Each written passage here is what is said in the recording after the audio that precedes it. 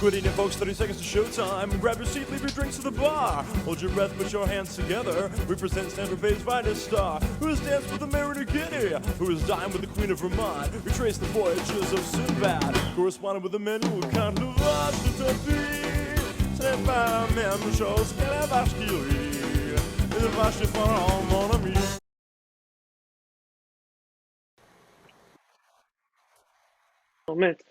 Hello, everybody. Welcome once again to another edition of the G Spots. Today, I'm branching out. I'm talking to somebody who is an amazing composer and musician, all the way from Los Angeles, California. This is Michael Mortilla. How are you doing, Michael? Good, and it rhymes with gorilla. Oh, Mortilla. That is right. I remember you talking about it, like when we had when we first quote unquote met, because we haven't met in person, but both of us have a mutual friend who was doing like a creativity sort of Zoom call. That's right, it's Michael Mortilla, like gorilla. I'm embarrassed. I should know better Oh, don't because be, people. don't be. Everybody gets Yeah, it wrong. that's just it. I have the name Jeff with a G, which is why I started calling myself that because of mispronunciations and misspelling. So I should do better. Anyway, um, ah, What are you So drinking? I'm just doing some straight whiskey. Uh, Oh, water. no, just whiskey. Yes. Yeah, I usually put water in whiskey, not bourbon. What whiskey is it? Actually, it's a whiskey out of Texas called the Old Humble Special Reserve, which is a very nice, smooth sort of whiskey. Uh, I really enjoy it. Luckily, it is available to be bought here in New York City, which is where I live Oh, now. It used to be just like very Texas local, but they figured out a way to get like stores up here. I just have to hassle all the stores here to carry it. Um, because every liquor store in New York is individually owned versus like any sort of chains, which makes it really difficult to try to bring some in, especially when people who are like a small time distiller makes it really difficult for them to branch into this market because you have to go, all right, cool. I'm gonna go into this store and this store. So now I just have to hassle every liquor store I walk by to go, hey, do you guys have Old Dumble? What? Oh, yeah, it's from Texas. It's amazing. Here's the contact information, and just try to get it up here. I've turned some people onto it up here, so I'm hoping we're getting some stuff like that because it's a good whiskey. I really like it a lot. It's my favorite. yeah. Any whiskey's good whiskey. No, I've had some bad whiskeys too. No, I I've know. been, but no, like it's really hard. It's like pizza. Like even bad pizza still kind of good with pizza. Like actually, even a bad whiskey just becomes a mixing whiskey, and so you just all right, cool. I'm just gonna do like whiskey and coke or something like that. Just becomes a mixer versus just on its own. But I like drinking whiskey on its own a lot of times. But I also enjoy a good Manhattan. I enjoy a good old fashioned. Whiskey sours can be really good sometimes. What can you I tell just us about the tattoos on your arms? what tattoos? Yeah, tell us about those. Oh yeah, sure. You're So just I supposed to interview me, but I'm going to interview you. oh well, What the the? great thing is it's not really an interview; it's a conversation. The idea is it's a I know. conversation. Yeah. So Don't keep me. I have this. I actually have this That's right sweet. here. It's a mouse trap. It says Sideshow Yeah. Life on it. I Nice. got this in 2019 in Austin, Texas, on Halloween. Because like Huh. uh, yeah, literally on Halloween. Like I came late in the game getting into Sideshow. Sideshow changed my like saved my life. I'm not gonna lie, and so I wanted to commemorate that. On the other Yeah. side, I have a Oh, little sweet. ghost in a bottle, so like a spirits. Oh, I like it. Hey, yeah, it's I got this in Vegas in the January 2020, back when the world was normal.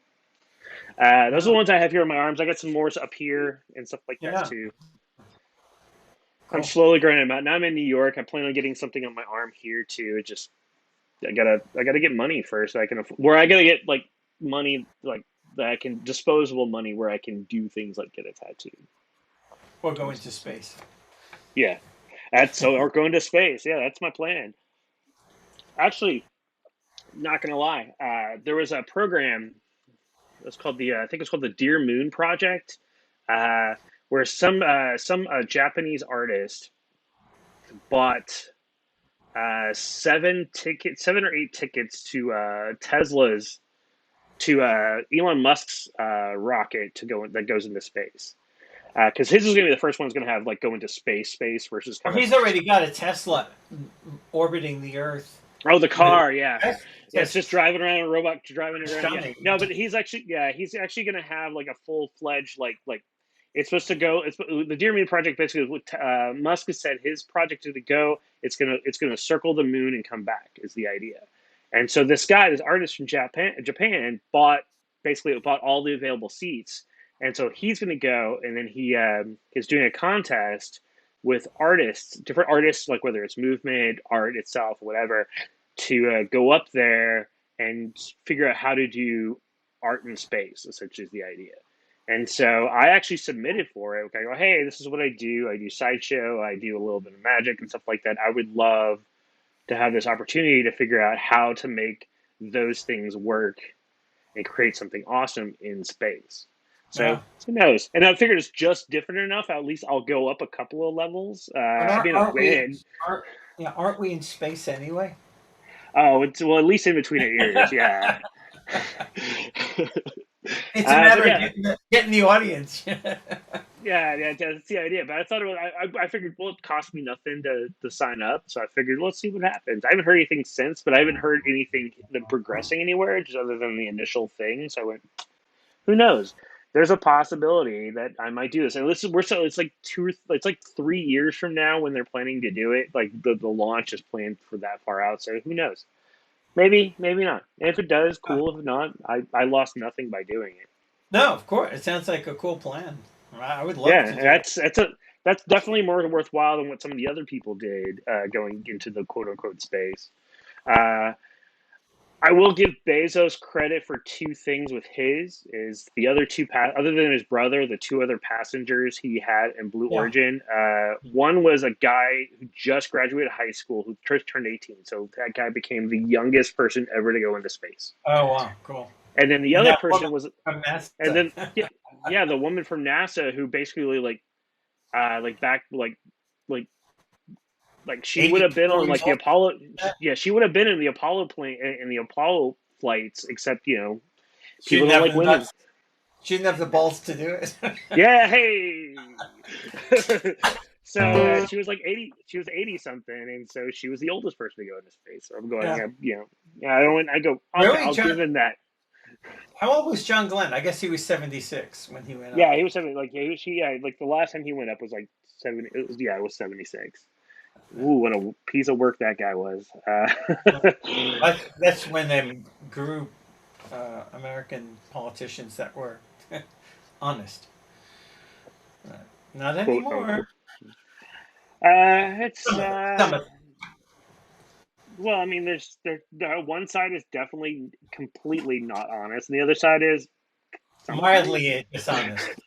Sometimes. No, it's like Depends. I got an email from Nancy Pelosi today. 'Cause I'm a Democrat. It's a Democrat. Yeah. But and the email said, "I'm not asking for money. I'm asking for your opinions." And I went through the list. I tried to be a good Democrat and went through the list. And it's like, what's the most important thing? Voting rights was not on the list. I had to put other. But then I got to the bottom of the list, and it's like, I want to donate blah blah blah blah X number of dollars, and Oh, you there. Yeah. couldn't complete it unless you did that. It's like, all right, fuck you. I'm not going to give you dollars. That's not what you need. You need a spine. And I think she's Yeah. got one. I think she's. I think that commission for the 1/6 commission um, could do some good. It's they've already bounced a couple of people who were very obviously part of the insurrection movement, so that's Jim good. Jordan. Hello. Uh, it's see, don't get it. I just recently moved from Texas, and everybody in Texas just horrible. Like I would get those emails and stuff like that from the people in Texas, and literally all of them they go, "What can I do for you?" Like Lloyd, like I go, "Well, you could die in a fire, or like just retire, just anything, or do actually listen to your people." It doesn't, and Texas also has literally like the worst governor when it comes to anything right now. Oh yeah. I mean, Greg Abbott, piece of shit. And I lived in Austin, which was funny because we had a Democratic mayor who hated Abbott and vice versa. And Austin, being the capital of Texas, So anything Abbott would do, and like all these big mandates, like with like masks and stuff like that when I first came around, uh, the Austin mayor and the Austin everybody like Austin government would go, yeah, but see, we're still seeing too many numbers, so we're not going to listen to you. And then like the state of Texas would sue Austin, the city of Austin. That literally happened. Yeah. And the state of Texas lost just twice You know, because they tried. that used to be there was a sitcom about that in the 50s and 60s called Abbott and Costello. And they were always at odds with each other. It's like Abbott uh, and Costello. yeah, ooh, yeah, yeah, Abbott and Costello. Yeah, except yeah, Costello wasn't the name of the mayor. But anyway, Yeah. um, Oh, no so kidding. yeah, That's yeah. funny. uh, So the reason I thought it'd be cool to have you on here before is like we've chatted before about bringing you on. I'm glad you had it on is because I am a huge fan of music and I know you do a lot of stuff that I really adore. I went back the first time I met and chatted with you. You go, hey, this is what I do, and I went and I did a little research. I did a little listen to some stuff that you had that actually has Uh-oh. been broadcast. Seen. I know it's all been good. I've been loving it. I Well, I I thought it was all great. But I loved it. So no, I'm not gonna lie. I'm not. That's I wouldn't have you on you if I no, didn't thank you. enjoy. Thanks. Yeah, that's how I it worked works. my ass off. Yeah. For the people in the cheap seats, come on, turning in now. Here, what's the elevator pitch? Who is Michael Mortilla? What do you do, and why should people really pay attention? Are you asking me? I am. Okay. Well, what I do is I write music. Well, I create music. I write music, but I also create spontaneous music. Um, and I do it for a lot of people. I've written probably. Oh, and this is not a brag. I don't want to sound like Joe Biden because I would trip over my words. This is not a brag, but I probably had over 2,000 pieces produced in the last 50 years. And by produced I mean they were like a theatrical production, a dance production, um, a magic show, a TV show, radio drama, dance piece, a lot of dance pieces, tons of dance pieces, maybe more dance than anything else. But no, I become invisible to a large degree. It's like when the show starts and the music starts, it's like you don't think when you're watching Star Wars, John Williams, damn, John Williams. You're thinking, wow, look at that. And so I don't know that people really need to know who I am, but I my presence is there. I disagree because the fact is you actually use a really good example because I don't like Star Wars would not the Star Wars in like the 18,000 movies that John Williams did those Yeah, movies would not be where they're at without having him as far as part of that emotional center. That's the reason why people know who he is because of what the contribution is yeah, so great. You can't. but who knows who he is the critical thing. Who knows who he is? The old adage in show business that I've always heard was, "It's not what you know, it's who you know."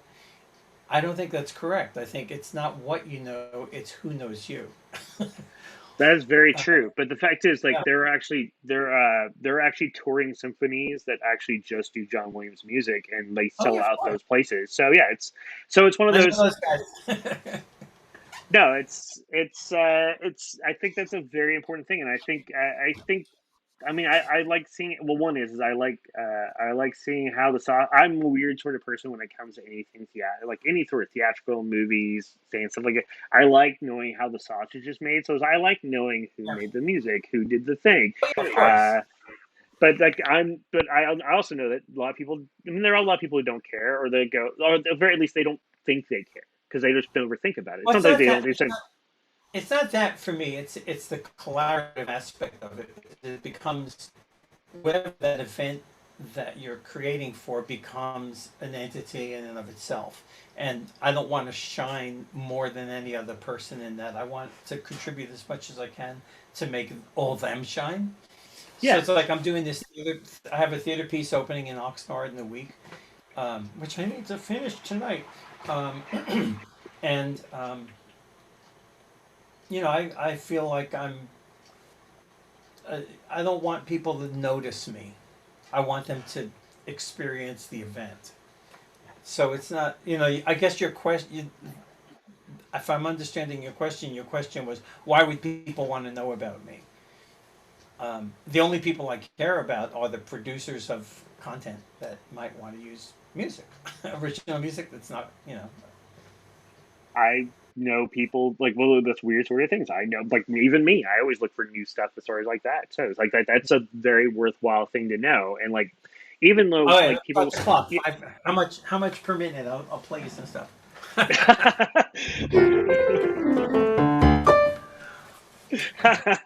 no, it's like, but that's the but it's while like for the live event, I agree with you. The idea is to have the whole experience and just watch the thing and let it live in. But like it's the later on when like some like at least people like myself and a lot of people I know is like the afterwards they'll sit there and dissect every little nuance and go, well, why Oh yeah, is this yeah, good yeah. and stuff like that. And that's why it's important to know, go, all right, cool, this music really like part of what made the movement as far as Yeah. why I felt like what helped generate the feeling within me was listening to this Yeah. piece of music and No, stuff like I get that. that. So As a composer, I mean, it's self-imposed, but I kind of live in a capsule. I never listen to like FM radio songs. I could tell you who the top 20 artists are now. Um, I don't follow any of that stuff. I live in my own world of music. So I guess that's why the whole thing about personality to me doesn't really resonate. That why I would want people to know about me personally. I would want them to know about the projects I'm working in. well, that in a lot of ways that is also you, so that's fine. I mean, I'm not asking like, all right, cool. So, what do you think of the new, T Swift single or something like that? Because it's fine, you don't. So, I mean, I don't even know what it is either. I don't. I also You don't mean listen to. Taylor? Yeah, Taylor. I also don't listen to FM radio. I probably couldn't tell you. I mean, I know who probably the top 20 people if they put the list in front of me, just 'cause I know who they are because I do because of the stuff I do. I listen to all sorts of different things, but Yeah. it's not. But I'm also going, all right, cool, that's cool, not cool. Because once upon a time, I used to work in music on for a label as an A&R rep. So my Oh, job cool. was to listen. I literally was listening to music to go, all right, that's good, that's not good. I can see Yeah. where legs are and stuff like that. So it's What label? so BMG Oh, well, I don't know who they are, but I've heard the name. back in the 90s. So it's Yeah. back when yeah I was there and I was going to school at the University of North Texas in Denton, just south of Dallas. And so in the mid 90s, when Dallas blew up with all the artists, all of like alt rock and stuff like that, like hit big out of the Dallas Fort Worth area. Uh, I was working in a record store, and one of the reps came through, and we just started talking about music. He goes, "You know what? I think we're looking for an extra guy." And I talked to his boss, and I was with him for like I think 8 months. They didn't listen to me once of all the things I think they should have worked, because that's usually how it works. And 2 years later, the sound, the basically the big sound that came to be was all the stuff I was referencing. Oh, hey, you need to have this sort of I like these. It wasn't those bands, but the sounds that those bands were making hit big later. So I go, yeah, you should have listened to me because that literally you could have signed essentially that band here now and could have made $1 billion. But oh well. So that's why I'm a nerd about listening. All right, cool. Who's doing what? Listening to that sort of stuff. I would like. I was. I went to high school. I was in band, so I did a lot of stuff like that. I was in. I was in What'd you percussion. play?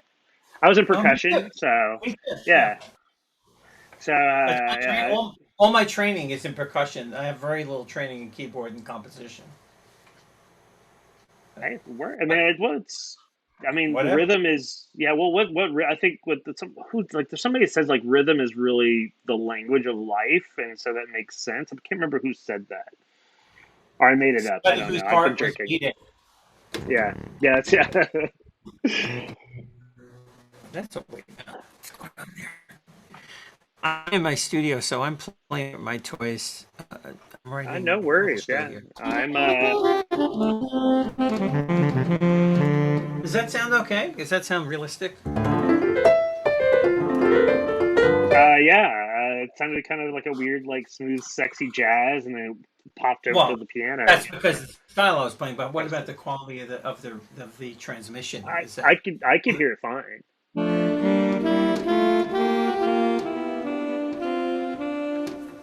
Yeah. You know that song?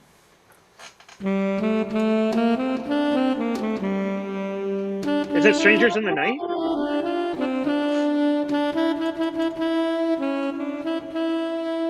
Here's the head.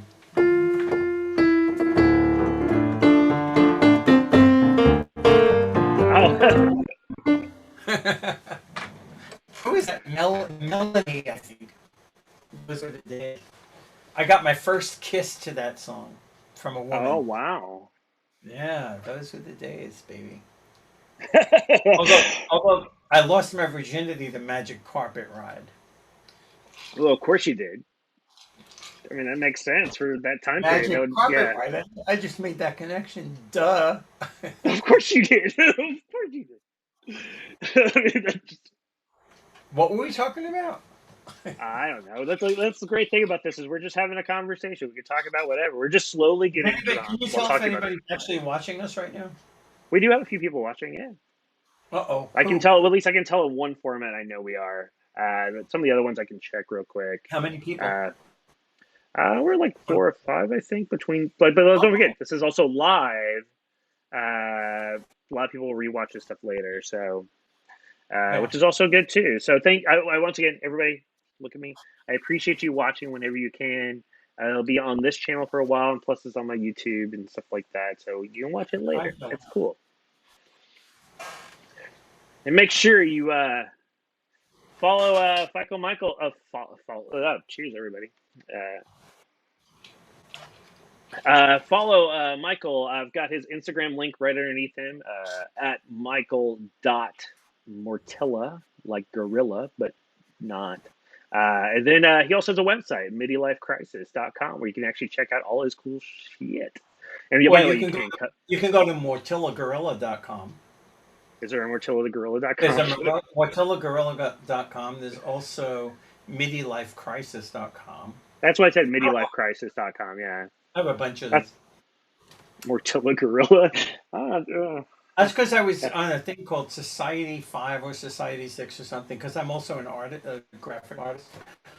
Oh, And amazing, amazing art too. That's the other thing. Like that's what I look at all your pictures. I'm always in awe too. So oh, thank you. very Thank nice. you. Yeah, It's all improvisational. I have no fucking idea what I'm doing. that's most people. That's usually how it works with art. So it's, Yeah. like in general across the board. It's just So, would you yeah. like to hear some music? Oh, I would love to. Yeah, sure. I would love Have to you hear done that something. on your show before? Have somebody play live? Nobody played live. I've talked to other musicians, but we just talked so far. Well, Just like really how like would you music like to? theory. What would you like to hear? What's your favorite genre of music? Oh, I have to change my camera around here too, don't I? I think That's I up to can. you. I mean, let's see. Favorite genre? God, like I probably my can't. stuff. I like really weird is I've got into like really weird what they call like dark blues sort of stuff, but that's probably not your milieu, as it were. But I also here's the thing. I know you do stuff for like movie soundtracks, especially old silent films. My favorite old silent film, my only favorite old film style is like noir. So like Oh, film noir. So yeah, I love film noir. If you want to play something along that line, I'm good with that. yeah. Let me get my camera reset here, No so worries, man. you can see me playing. That way you're not lying. Okay, good. No, I'm not lying. Yeah. Can you see me okay? I mean, Yeah, I've seen you fine. Yeah. yeah, my screen looks really weird, but I'm not looking at my screen. I can see you Film fine. You're all good. noir. Oh, you know what? My piano is. You're gonna have to hang on while I reprogram my piano. I put a pedal on my piano, and it screwed everything up. I had to send it back. Ugh. Yeah.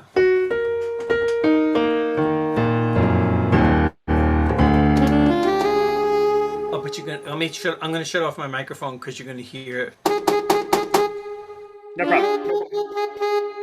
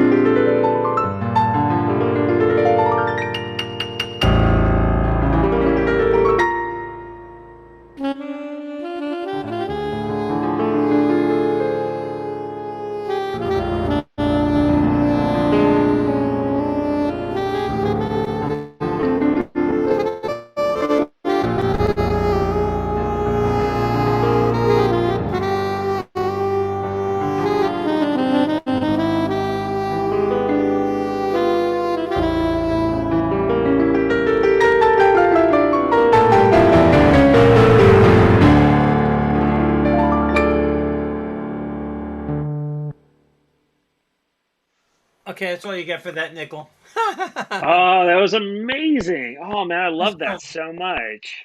uh, No, that's exactly what I wanted to hear, and I didn't realize it. So that was I, good. I after two Manhattans, that's what I wanted to play. So, That's like I usually don't like people go, I want to do a thing. Cool, do your thing. I'm not going to tell you to do like I only ask for the conversation. You want to do more? Amazing, and that's once again people watching this. This is the shit. Make sure to follow him on Instagrams. He's also on the Facey Spaces. And, go to midlife.crisis.com. Check out his other stuff. For all my performer friends, he's a guy maybe you can talk to about maybe some music stuff. Because it's definitely worthwhile. I mean, because you're not like most musicians I know are like the traditional, like singer songwritery, guitar, microphone, or like a band, like a contemporary band stuff. So, also great things too. So it's really also nice to know somebody who has a more classic approach to stuff, which I think is really awesome. So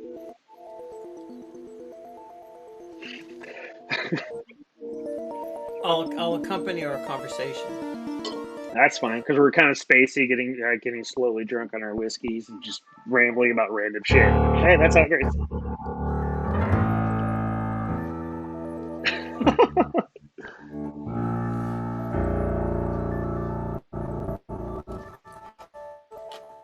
Too, too much fun, man. Sorry. No, I'm I'm not down for gonna that. grow up. No, it's glad I'm glad to know that I'm not alone in that too. I mean, I've been around for 46 years, and I've actually I've done a lot more hardcore and just like going, oh, cool, I'm gonna have fun and do weird stuff on stage and talk to people. Uh, so I like that, and I'm glad to know that there's people out there who do that too. Yeah. How did you get started doing all this sort of stuff? What, doing music? Yeah. Or theater? Well, music. I learned music in the womb. My mother was a singer, Oh, and okay. she sang literally up till the day before I was born. So I was with her in churches and concert halls and stuff like that. Oh, Um, okay. so I think that's where I learned music. Frankly, it's from listening. Um, as, as an embryo listening. Because I feel like I grew up, but also everybody in my family was musical. So I grew Okay. up, as you did. I grew up learning drums, and at least for me in public schools, and that's like all my training is pretty much drums in public school. Um, and then I just got involved in theater and dance, and that's what I wanted to do. And one day I just got up and quit my corporate job.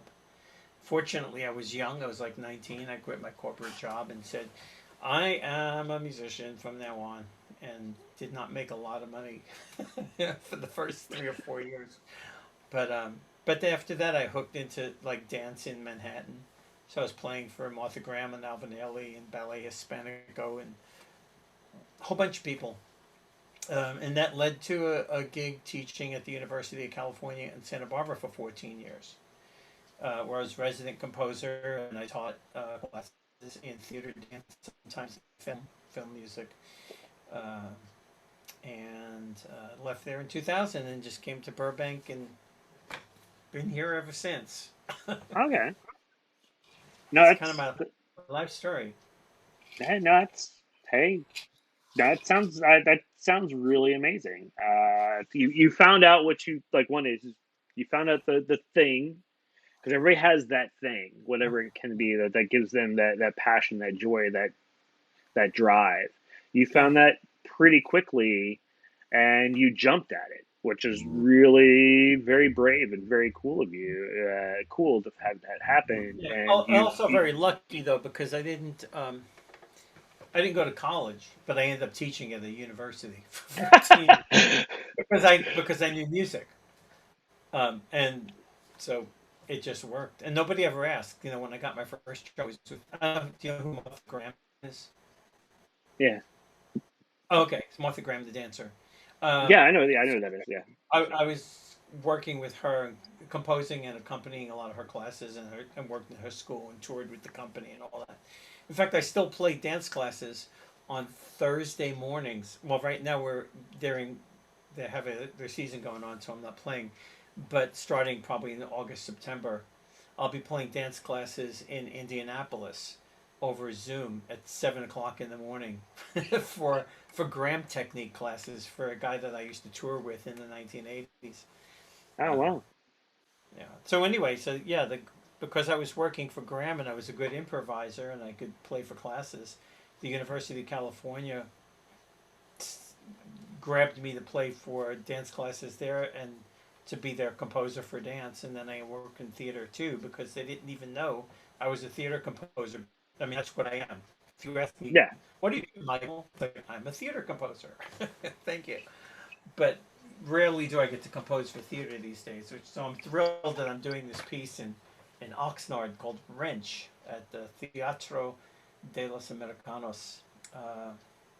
Which is pretty cool space, I have to say. It's used to be a furniture store, um, and the piece we're doing supposedly takes place in an automobile garage, and this is perfect because there's like the back door opens in this space, and there's a hoist, and we use it's a very abstract. The guy who does it, James Donlin, who's the director and writer, uh, is an incredible movement artist, and it's a pretty amazing piece, very spiritual piece in its own way. So Okay. I'll go to that, but I'm working on that now. And I wanted to ask you about Coney Island though, because I used to live in Yeah. Manhattan for a long Yeah. time. Yeah. So I remember my father taking me to sideshows Yeah. and on Long Island and in Brooklyn. And Yeah. do they still have those? I mean, actual Oh, yeah. We're sideshows. the yeah. The Coney the Coney Island USA, which is a nonprofit here that which has like the Coney Island Museum, and then they also have a stage area where they have the freak show by the seashore. Still, in fact, like from like at least during season, which we're in that right now. Yeah, like Friday, Saturday, and Sunday, they run like 6 or 7 shows Oh. with like 4 or 5 4 or 5 performers, and they'll Yeah, what do kind of acts crazy. do they do? It's like Hot Rod Lincoln does do stuff like that. Yeah. Hot Todd Lincoln. Todd, right? He is Sorry. yeah. Hot Todd is a sideshow performer. I think he had the opportunity to perform here once. He's not doing it regularly here right now. I think. By the Uh, way, pardon me. I said he's amazing. Oh, yeah, Todd. Yeah, he's a good friend. I think I'm going to see him next week. I think he's coming to town next week. So, Oh, cool. uh, so usually they have let's see, for right now performers are that involves let's see, Sage Sovereign, who is a fire performer, so she does a lot of fire breathing and fire manipulation. There is Xander Lovecraft, who is a little person who does different sort of sideshow things. I think what the last time I watched was like about a week or so ago. He was doing the human blockhead things and doing a little bit of talking as well. There's Albert Cadabra, who has an electricity act that involves Huh. him. Yeah, like literally, is he's shocking himself and doing things like turning on like a light bulb. You put touching a light bulb and turning it on, or I the love it. current gets so big he could catch torches on fire, Wow. like literally like touched it and like torch of like his tongue or his head, like the torches will literally catch on fire. So stuff like that, and then they'll have like a run. Like then usually they'll have like a rotating. Obsidian Absurd, who is like a belly dancer who does like a sword act, but she does a sword act on broken glass, that sort of stuff, and things like that. I think that's what's going on right now. And then they have like a rotating like guest spot, and like depends on who it Oh, is week to week. oh, that's And so then they cool. do, yeah. And then they have like there's I think Saturday there's a nighttime show for like a really popular sideshow troupe called the Oddworld Danger Show. They're performing there on Saturday, which I'll be watching that show. I know all the performers there, and it's gonna be a lot of fun. Yeah, and that's all happening on Coney Island. Yeah, no, it's happening. Like Wow. literally, this is like in the I love shadow of the Wonder Wheel. I mean, so it's which is over 100 years old and still amazing. So When I was a kid, I was probably about 5 or 6 years old at most. I remember going to Coney Island, and we'd always see the parachute jump. It's like, yeah, the tower's still there, but they don't do the parachute jump no, anymore. I'm sure they Uh, do. And what with the I forgot what they used to call the roller coaster. There's the Cyclone. The Cyclone. Yeah, I've Yeah, actually what's that? drawn. I've drawn pictures of the Cyclone, and I've had people buy them. Oh wow. We're from New York, and it's like sitting on walls in Florida right now. Pretty No, it's, funny. yeah, Cyclone. I think it's the oldest roller coaster in America. I think. Yeah, it was So all wood so at least too. wood, at least wooden. Um, Yeah, no, it's yeah, my first trip here to New York. My part of my thing was I had to make the pilgrimage to Coney Island, being a sideshow person, and yep, I they just like this was just right when stuff started opening up again, is when I traveled. New York wasn't open because like everything closed at like 10, which for like New York is unheard of. Uh, yeah, but yeah, it's and so like in that respect, like I missed out on some of that stuff, which is still fine. I just was at people's houses and I was there to see people. I wasn't there to see things. But I made the pilgrimage to Coney Island. That way I could say I've been to Coney. Um, Even though Coney Island, USA wasn't opened at the time, but knowing people yeah. who worked there, I was able to go inside and check stuff out. Um, but yeah, but I made a point. Like they just opened up the ride, so I got to ride the Wonder Wheel. I got to ride, the Cyclone. I got to ride like this old like haunted house ride that literally is like it's like electricity pushing a cart along, like from like the 1930s, like that style of.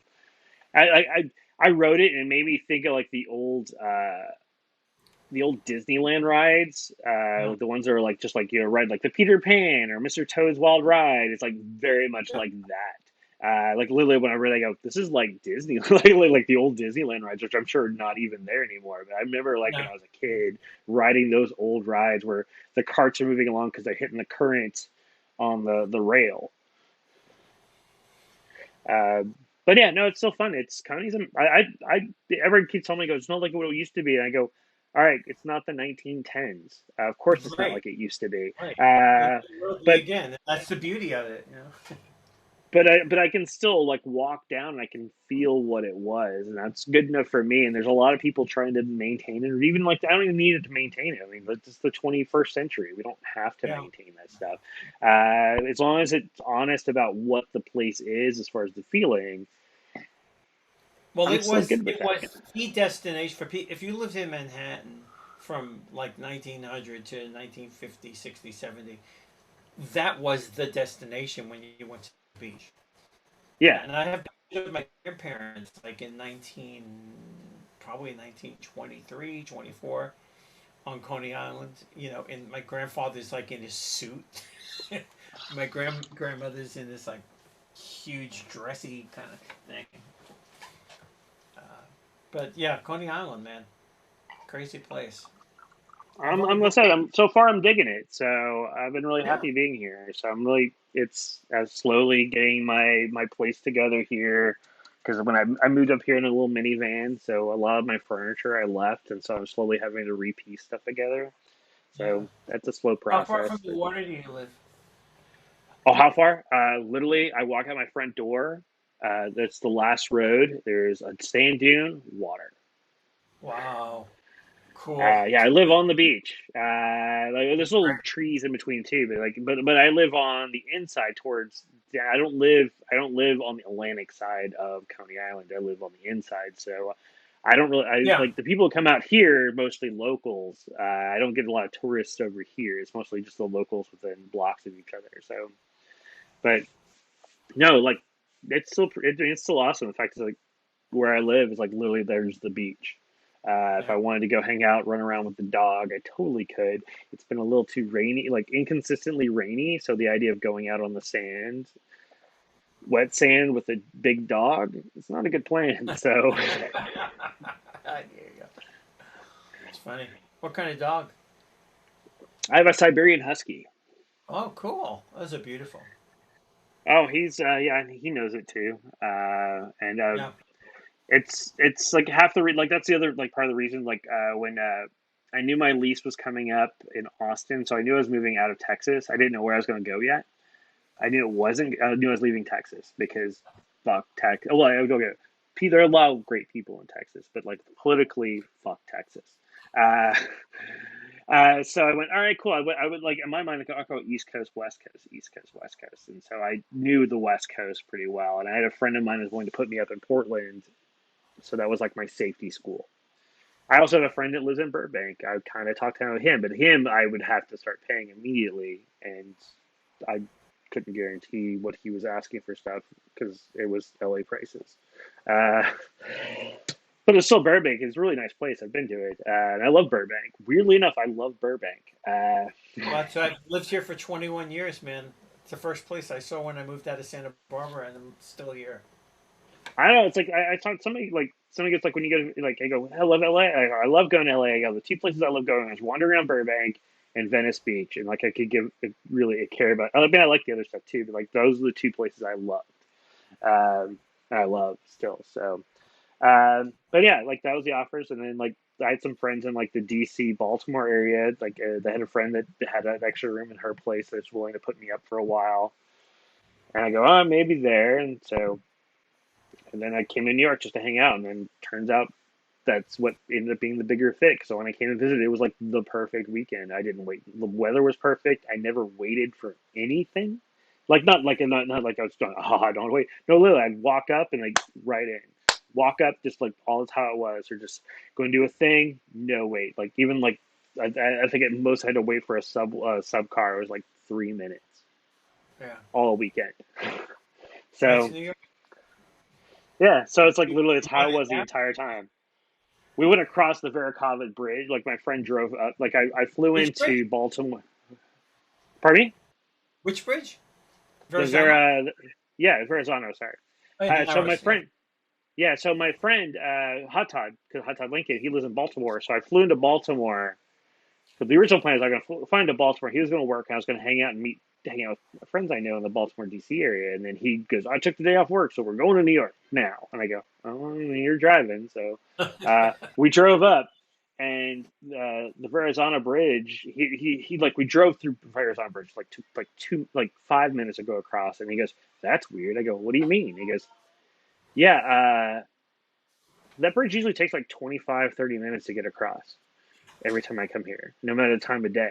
And I go, "Oh, that's weird." Basically, I went weird, and like literally, that was the start of the weekend. In fact, there was no waiting anytime I was any place. I just went, "All right, cool, let's go do a thing." We walked right in to do it. That's how it Yeah. was the entire time. Yeah, that's the pace of life in New York, for sure. Yeah, and it's like I was Well, cool with it. And then yeah, I had a friend of mine goes, "All right, cool. I figured you were very New Yorker." I go, "Really? I'm actually from California." But I adapt really quick to things. So yeah. I That's figure out, oh, I grew up in that environment, and a lot of times people think I'm impatient, which I'm not. I'm actually a pretty patient person, but because I'm so direct about, because you have to be totally direct about what you want. It's like this, okay, that, and yeah. you know, the West Coast, it's not so much like you have to dance around things. Sometimes it's like, yeah, I don't want to dance. Oh, that's, yep, totally get that. That's just how I like it. I guess growing up in Texas is kind of both of those worlds in a lot of Yeah. weird sort of way. Oh yeah, I'm married So to a Texan. So that's really both of those things. You're chill about a lot of things, and then you're direct about other things, and just that's just how it works. Just depends on what it is. You go, if I don't care about the thing, sure, whatever. Take whatever time. I want to do a thing. All right, we're doing a thing, and this is how it's going to work. Uh, but yeah, you were it's you were born in Paso Robles, you said, right? Paso Robles. Yeah, originally, yeah. What's now wine country. Uh, at the time, Yeah. because I was yeah. Well, see, I was born in '74, and so that was still Oh, wow. basically like it was sort of like California white trash was that You must area. have been like this Uh, big. yeah. No, yeah. So yeah, I lived like I was there for like most of the seven. I mean, I was a little kid, but I still have some memories of that stuff, and then talking with my Of course. siblings and stuff like that. So like, we lived on a little, like lived in a little kind of like ramshackle house up No on kidding. Black Mountain, and With so before animals? moving to Did you have Texas. animals and stuff, or Pardon me? did you have animals? Did you grow up like in an I think we actual? had goats. We had Oh, goats, wow. and we had like we had my mother had like raised like was did like German shepherds, So I actually my first I had actually had a dog for a nanny, for lack of a better term. Like I would, like as a little kid, would go wander around the like wander the woods, and as long as Baroness was with me, I could go wherever because that dog, I was that dog's pup for all intents and purposes. So like I could literally wander around anywhere as long as Baroness was with me, and she was always with me. So yeah, no, I think we had goats. Probably had chickens, I'm sure, because if you have goats and like stuff like that, you have chickens too. I mean, it's just um, I don't remember like other than Baroness, and I have vague memories of goats. I don't know what else because I was a little kid, Yeah, yeah. We had a and duck. a duck. Yeah, I lived on Long Island, so was I mean, I was born in Manhattan, grew up pretty much on the island. Okay, Uh, so it was like 1960s. So there was a duck farm, and they got us a duck, and that was there you go. that was a quarter of an acre. Yeah, it's like I'm like the youngest, like by 13 years the youngest, and so all my siblings are 13, 15, and 16 years older than me, and so they're all grew up in the valley for California and stuff like that, and so it's really interesting. So they grew up in the 60s. They're probably you're probably approximately probably the same age as my oldest sister. Uh, Me, 60. I'm 67. oh well, my okay, not far off. My oldest sister is 62, so. Oh, That's she's a baby. oh yeah. I'm So thrilled. 67, man. You know, I got through a lot to get here. no, it's amazing. That's why I talk to people about stuff and they ask me the age and I go, all right, cool, yeah, I'm 46, and they go, no, you're not. I go, yeah, I'm 46. How? What? I go, I just figured my shit out, or like, dude, it took me a while to figure my shit out. Live life, married, divorced, married, wife died, figure my shit out. And then since then, I just been all right, cool. Now it's time for me to be me, and so that's why I started Yeah, doing all this. yeah, cool. So yeah, and then talking with amazing people like you and everybody Uh, watching right now. It's Michael Mortilla. Follow him on all the social medias and go to midlifecrisis.com. It's midi, not midlife. I mean, we're all having that midlife crisis. But midlifecrisis.com to check out all his really cool stuff. Um, we got like 12 minutes of this. Can you believe that? Just, what is it? uh, Does it usually not go this slow? Oh, what? here's some music. Let's play some No, more no, music. no. It's going great. I'm just saying. I'm just making the mention that we're doing great.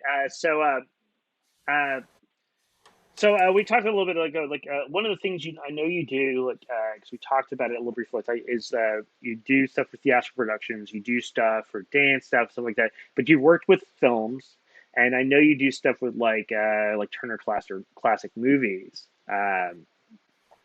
What are because like a lot of the old silent films. Uh, is there anything like big that people may not be that may like if they turn on Turner classic movies, would there be a movie something can pop on and go, oh yeah, that's Michael. He did the music for that.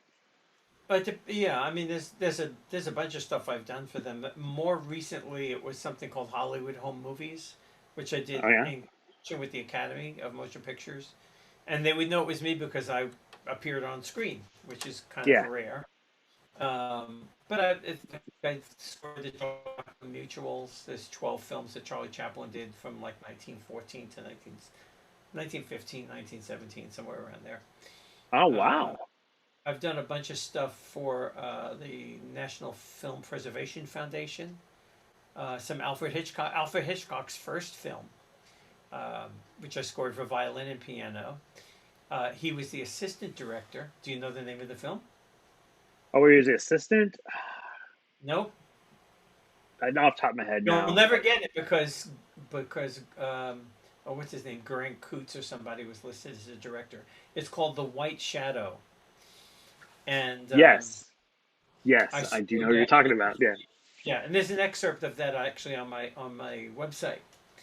But you can probably Google it and find this excerpt where the NFPF National Film Preservation Foundation I think has a clip on it. Um, But that's really interesting. Hitchcock is assistant director. He set, he wrote the script for the intertitles, and he edited the film. I can't remember. Graham Kotz or Coots or something like that. I can't remember who the director was.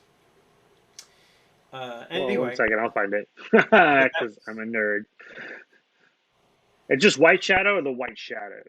The White Shadow. It's That's 1920. Graham Coots. Yeah, Graham Graham Coots right Coots. here.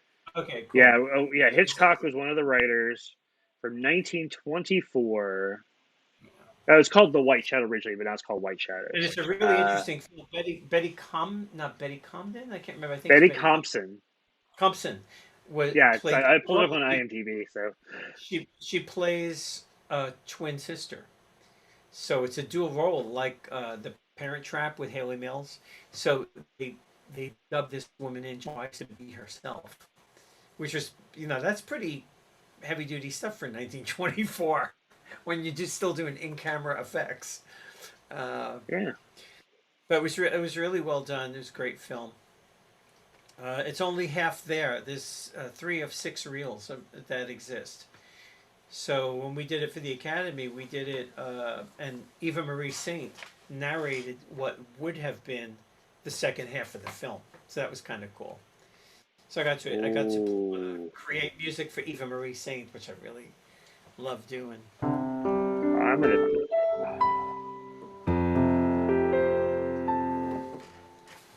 That's That was amazing. amazing. It was fun. That was fun. I love Eva Marie Saint. So Oh yeah, that's also yeah, cool. Like, the old Hitchcock girl. That's pretty cool that she came and did that. yeah. Uh, No, she yeah, was no, so I'm like, she was so elegant about it because she only knew she was going to be um, narrating it, but she didn't know that she was going to have entrance music. So she turned to me. And it's like, oh, so nice to have entrance. It's just to have Eva Marie Saint turn to you and thank you for her introductory music. But no, it's yeah, like like yeah, privilege, like Hitchcock very was one of the privileged. writers and stuff like that. So yeah, I'm actually looking at all this stuff like that based on the novel Children of Chance, White Yeah. Shadows. I'm gonna track that down to watch that because yeah, that's the thing. They only found 3 of the 6 reels. Yeah. Uh, Yeah, one of my I'm like, favorite pieces of music that I ever wrote there.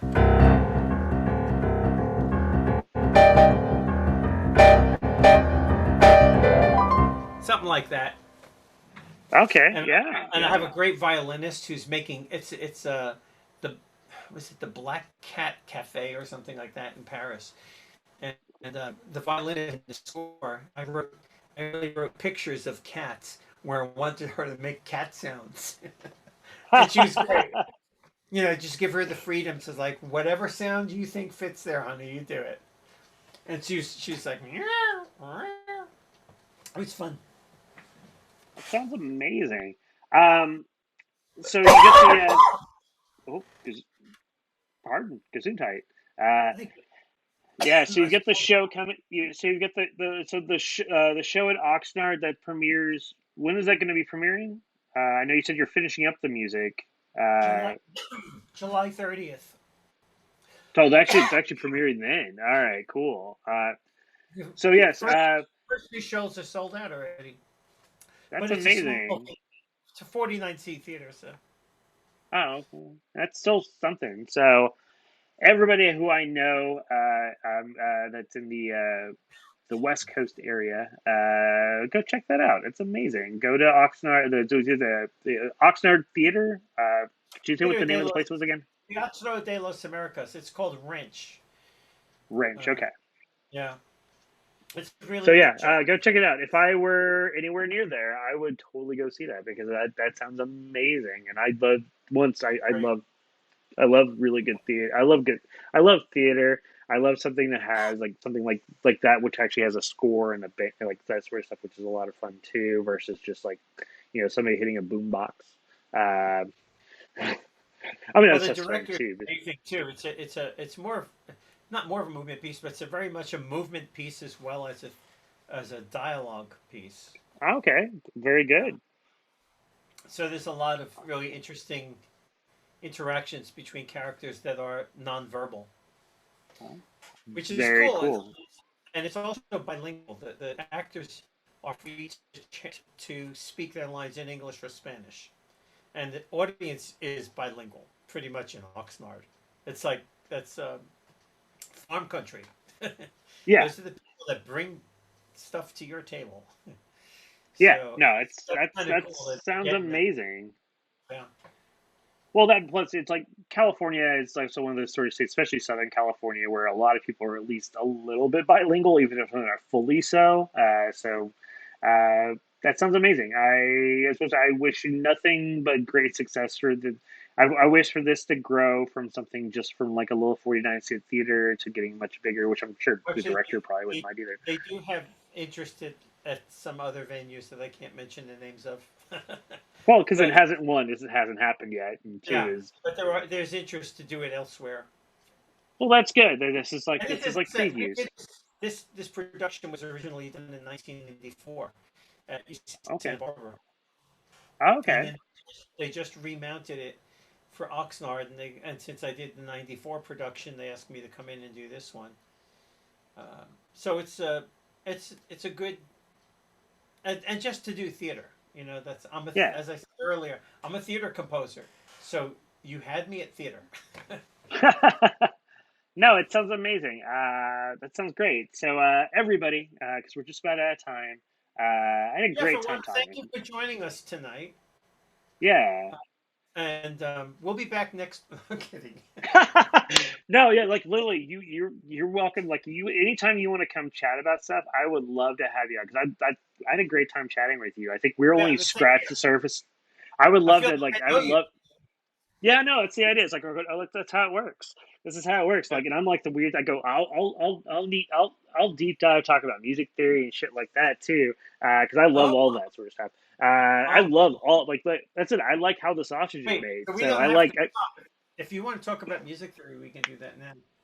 Did I mention I We taught in the can. music?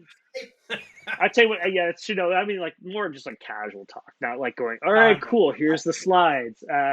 No, as far as like it's like I said, I love how sausage is made. So when it comes to any sort of entertainment based sort of stuff, I'm the one who like literally I'll go watch movies and like even if it's a shitty movie, I will find something good about it, but I'll just focus on that. I go, wow, yes, this movie is bad in all respects, but it had really great lighting design. That's what I'll talk about. Or I go, oh, it had really good music, and like that's what like. But I like segmenting that stuff off because that's how I watch stuff now. I So mean, going to like I went, do you like ragtime? I do. I love ragtime. Okay, I'm gonna play a ragtime piece for you. This is the first piece I ever wrote. Okay, yeah, and then we'll get out of here.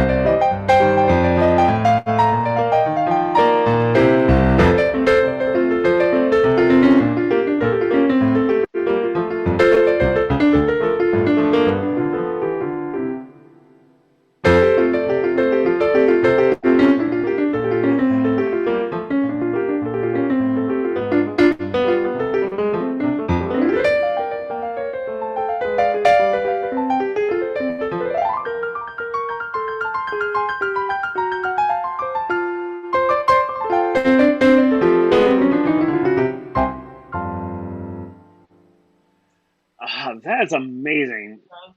Thank you. That's called So Sunday so Rag. good. It's That is so copyright good. 1973. Oh wow. So a year before I was born. It's good to know.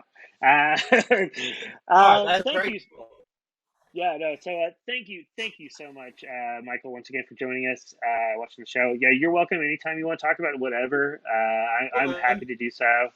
Um, Stay tuned. There's more stuff happening later. Check me out the next week. Myself and Scout the Clown, Gaffing the Truth. We're talking haunted locations on Tuesday, Wednesdays. I've got a new edition of Devil's Hour where I'm showcasing some really fun stuff like the Spasms, Cecil the Sad Clown, and then some other band. I don't know. I've been drinking. I don't remember.